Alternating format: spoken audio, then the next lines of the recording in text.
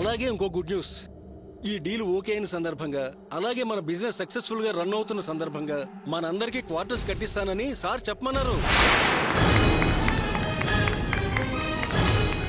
అలాగే basic శాలరీలో 20% increment announce చేశారు.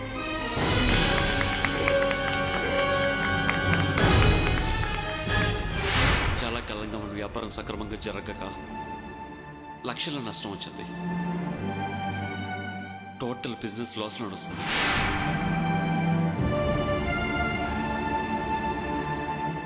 ఈ హ్యాపీ మూమెంట్ లో కేక్ కట్ చేసి ఎంజాయ్ చేద్దామా సార్? తప్పకుండా. మేడం మేడం స్టాఫ్ సెలబ్రేట్ చేద్దామంటున్నారు, మీరు పర్మిషన్ ఇస్తే. మీ ఇష్టం. Thank you madam, thank you. Business loss లో నడుస్తుందని చెప్పి మల్స్ జర్మనీ వెళ్ళాడు, కానీ బిజినెస్ మంచి ప్రాఫిట్స్ లో నడుస్తుంది. ఎందుకు మరి నాతో మల్స్ అబద్ధం చెప్పాడు?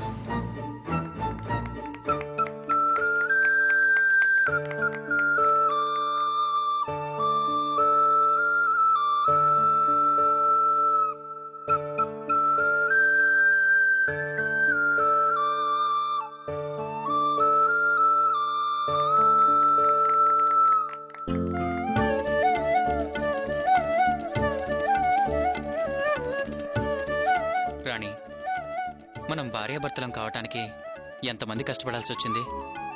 నేను నిన్ను ప్రేమించటం, నువ్వు నా ప్రపోజల్ యాక్సెప్ట్ చేయటం, ఆ తర్వాత పెద్దవాళ్ళని కాదని దొంగతనంగా పెళ్లి చేసుకోవాలనుకోవటం, ఆ సమయంలో మీ అన్నయ్య చాపి తను బాధ్యత తీసుకోవటం, చాలా ప్రాబ్లమ్సే ఫేస్ చేయాల్సి వచ్చింది. ఎలాగైతేనే ఒకటి కాగలిగా, నీ చేయి పట్టుకోగలిగాను. రాణి, అత్తయ్య ఓసారి ఇలా రామ్మా. ఏంటత్తయ్య? ఈవిడ మన పక్కింటి ఆవిడ ప్రభావతి గారు. నమస్కారం. నమస్తే అమ్మా. రాణి, మీ వాళ్ళు పెట్టిన నగల్లో నెక్లెస్ ఉంది చూడు, అది చాలా బాగుందట. ఈవిడ ఒకసారి చూడాలన్నారు. అత్తయ్య, కళ్యాణ మండపం నుంచి బయలుదేరే ముందు నా నగలన్నీ సరోజోదన్కి ఇచ్చేశాను. సర్లే, నేను చూస్తాను, నువ్వు వెళ్ళు. మీరు రండి. సరోజా, రాణి నగలన్నీ నీకిచ్చిందట కదా, ఎక్కడ పెట్టావు? అబ్బా, బీరువాలో పెట్టానమ్మా, నువ్వేం కదిలించకే. కదిలించకట, నువ్వు రా ప్రభావతి. రాణి, రాణి. ఏంటత్తయ్య? సరోజ నగలన్నీ బీరువాలో పెట్టిందట, ఓసారి చూపించమ్మా. రెండత్తయ్య.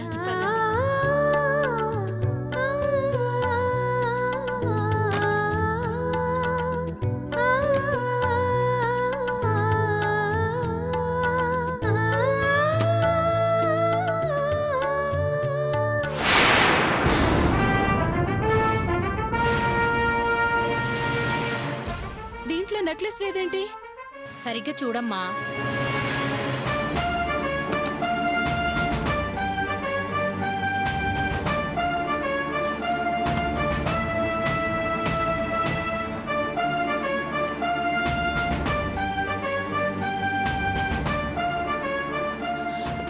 లేదత్తయ్య. అదేమిటి, కనిపించకపోవడం ఏమిటి?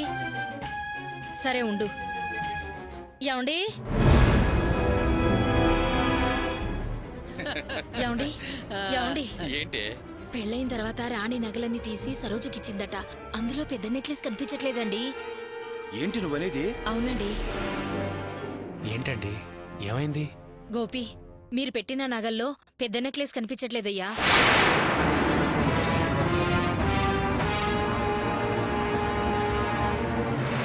ప్రభావతి, వెళ్ళి సరోజని పిలుచుకురావా? పిలుచుకొస్తాను.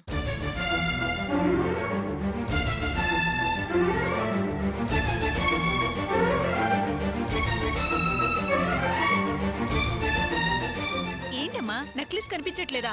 అవును. ఆ పెద్ద నెక్లెస్ ఎక్కడ పెట్టావు? పెద్ద నెక్లెస్ ఏంటి, మిగతావన్నీ ఉన్నాయా? అన్నీ ఉన్నాయే. అన్నీ ఉండగా ఒక్కటి ఎక్కడికి పోతుంది? ఏమోనే. వదిన, నగలన్నీ మీకే ఇచ్చాను కదా, నగలన్నీ ఉన్నాయి, పెద్ద నెక్లెస్ ఒక్కటే కనిపించడం లేదు. ఏంటండి ఇది? రాణి మెట్టినింట్లో అడుగు పెట్టగానే బంగారు నెక్లెస్ కనపడకుండా పోవడం ఏంటి? అర్చన, నువ్వు కాసేపు మాట్లాడుకో. ఆ నెక్లెస్ ఎక్కడికి పోయి ఉండదు, లోపల కూడా ఉండే ఉంటుంది. సరిగ్గా చూడండి.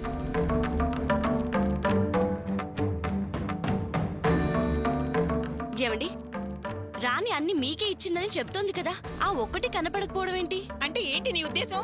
ఆ నగేదో నేను దాచుకున్నట్టు మాట్లాడుతున్నావు. ఎందుకమ్మా అలా అరుస్తావు? నగలిచ్చింది నీకే కదా, అందులో ఒకటి తక్కువైతే నిన్నే అడుగుతారు కదా. మీ ఉద్దేశం నాకు బాగా అర్థమైందండి. మొదటి నుంచి నగల కోసం నేనే పట్టుబడుతున్నాను కాబట్టి అందరూ కక్ష కట్టి సందు దొరికేసరికి అందరిలో నన్ను తక్కువ చేయాలని చూస్తున్నారా?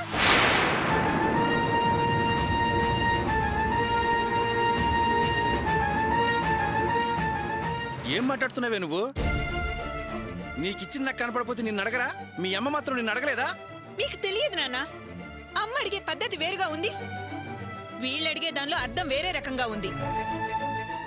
చూడండి, మాకు ఏ ఉద్దేశం లేదు, మరో అర్థం లేదు.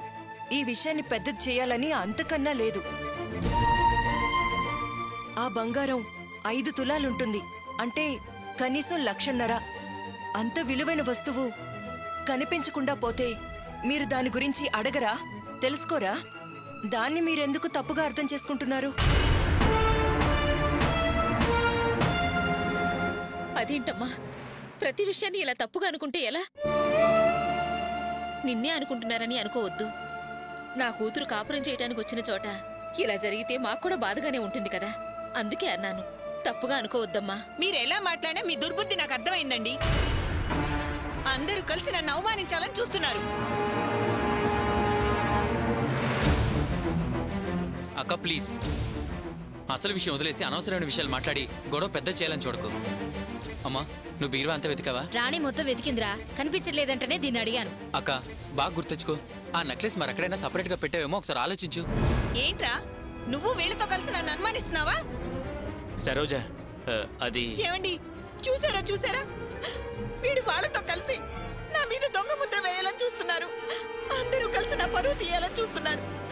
ఇంకిక్కడ ఉండడం అనవసరం. పదండి, వెళ్ళిపోదాం, పదండి. ఇదిగో మహారాణి గారు ఇలా గుమ్మాలో అడుగు పెట్టిందో లేదో నా మీద దొంగ ముద్ర వేసి నన్ను బయటికి సాగనంపాలని చూస్తుంది. చూడండమ్మా, నా చెల్లెల గురించి అలా మాట్లాడద్దు. అది బంగారం అమ్మా, నేను దాన్ని అలా పెంచాను.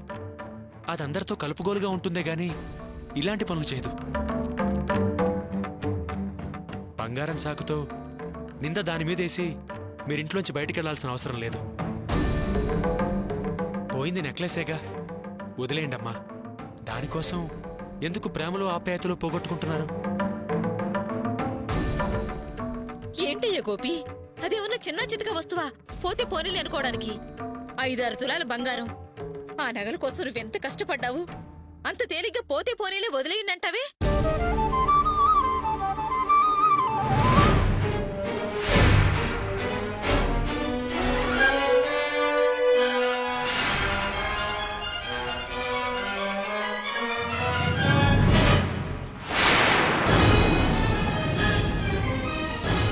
ఏంటి బావాది, నెక్లెస్ లా ఉంది?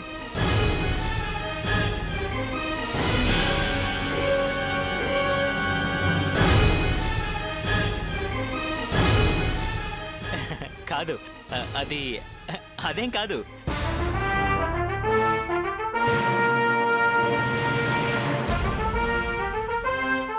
ఏది ఒకసారి బయటికి తీయండి. కాదంటాను కదా. తీయండి చూద్దాం. కాదంటే నమ్మవా? కానప్పుడు తీస్తే నష్టమేంటి? తీయండి.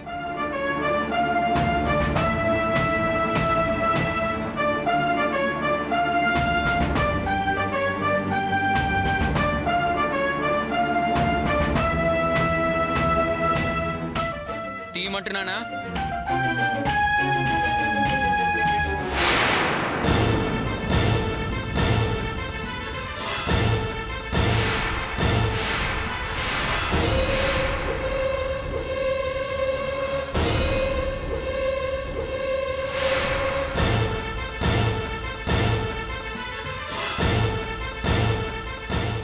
అమ్మా, ఇదేనేమో చూడు.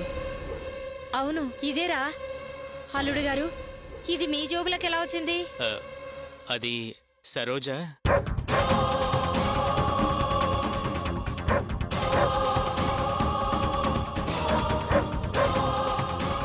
ఏంటమ్మా, క్షణ క్రితం మా మీద అంతలా విరుచుకుపడ్డావు. ఇప్పుడు నీ బిడ్డే నీ గుట్టు రట్టు చేశాడు. దీనికేం సమాధానం చెప్తావు? అల్లుడు గారు, మీరింత పని చేస్తారని నేను ఎప్పుడు ఊహించలేదు. అయినా మీకు ఏదన్నా కావాలంటే మమ్మల్ని అడగొచ్చు కదా, మేము ఇచ్చేవాళ్ళం. పెళ్లి కూతురు నగల మీద చేయటం ఏమిటండి? మావయ్య, మీరు నన్నేమనకండి. సరోజే నా చేతికిచ్చింది.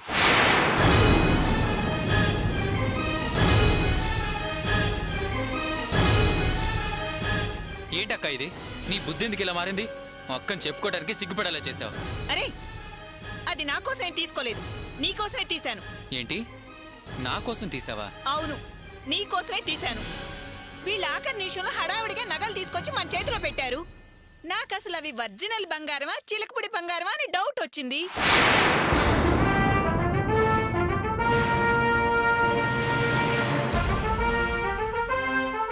అందుకే అది నిజం బంగారమో కాదో తెలుసుకోవాలని టెస్ట్ చేయించడానికి తీసుకున్నాను. సరోజా, నీ అనుమానం తప్పు. ఆచారి గారు ఆ నగను పరీక్ష చేసి అది ఒరిజినల్ బంగారం అని చెప్పారు. అక్క, నేను అసలు ఎవరు టెస్ట్ చేయించమన్నారు? నీకెందుకు అనుమానం వచ్చింది? ఒరేయ్, పెద్ద పెద్ద ఆస్తుపరులకే 30 తులాల బంగారం అంటే తలకు మించిన భారం. అలాంటిది ఓ చెట్టు కింద మెకానిక్ సడన్ గా 30 తులాల బంగారం తీసుకొచ్చి చివరి నిమిషంలో మనకిచ్చేసరికి అనుమానం వచ్చింది.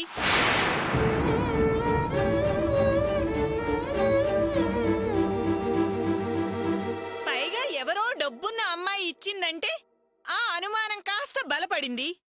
ఎంత తెలిసిన వారైనా అంత సాయం చేస్తారా?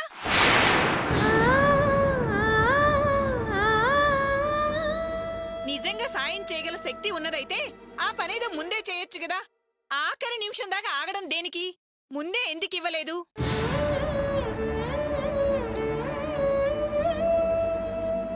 అందుకే ఆ నెక్లెస్ తీసి పరీక్ష చేయించమని మీ బావగారికి ఇచ్చి పంపించాను. మీరు పరీక్షించింది ఆ బంగారాన్ని కాదు, మా ఆయన మంచితనాన్ని. ఆయన పరువు ప్రతిష్టల్ని, గౌరవ మర్యాదల్ని. దీనికన్నా మీరు మమ్మల్ని వేరే విధంగా అవమానిస్తే బావుండేదేమో. ఒక్కసారి ఆయన చూడండి, ఎంత మానసికంగా బాధపడుతున్నారో మీకే తెలుస్తుంది.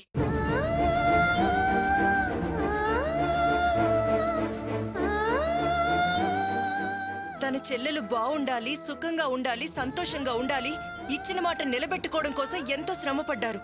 ఆయన శ్రమని మీరు అవమానించారు, తలదించుకొని నిలబడేలా చేశారు.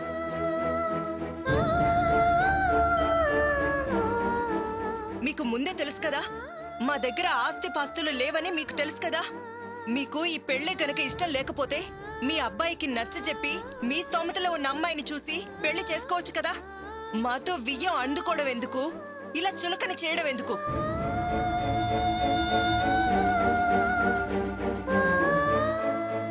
నేను నిశ్చితార్థం రోజు నుంచి గమనిస్తూనే ఉన్నాను.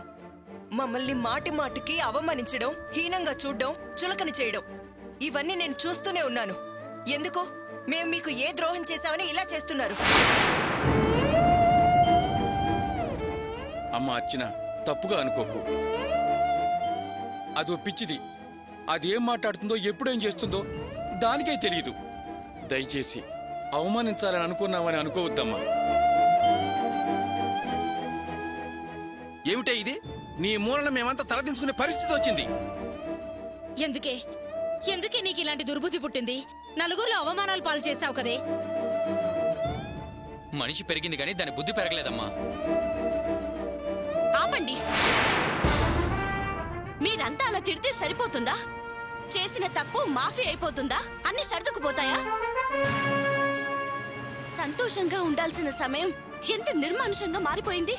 ఆ నెక్లెస్ దొరికింది కాబట్టి సరిపోయింది, లేకపోతే మేమెంత బాధపడాల్సి వచ్చేది. ఎవరెన్ని మాటలన్నా తీసుకోవడం నిజమే కదా. దొంగ దొంగేగా. ఇదిగో చూడు, మళ్ళీ మళ్ళీ దొంగ అని తప్పు చేసావనుకో నేను తట్టుకోలేను. అది ఒరిజినల్ డూప్లికేటా అని టెస్ట్ చేయించడానికే పంపించాను. దానికి ఇంత రాద్దంతా చేస్తావు దేనికి? నువ్వింకేం మాట్లాడుకో. అందరి ముందు నువ్వు మా వారిని అనకూడని మాటలు అన్నావనే కదా ఆయన నీ మీద చెయ్యెత్తారు. దానికేమో అందరూ ఆయన్ని క్షమించమని అడగాలని అన్నారు. ఆయన అడిగారు. మరిప్పుడు నువ్వు చేసింది కూడా తప్పే కదా. మర్యాదగా నువ్వందరినీ క్షమించమని అడుగు. అవును, మా కోడలు చెప్పేది కరెక్టే. క్షమించమని అడుగు. ఇక నుంచి నగల విషయంలో గాని నా కూతురు విషయంలో గాని తలదూర్చి నోరు పారేసుకోవద్దు. అలా చేస్తే నీ మర్యాద నీకు దూరం అవుతుంది. నాన్నా నువ్వు ఆగు. నువ్వు ఆగరా.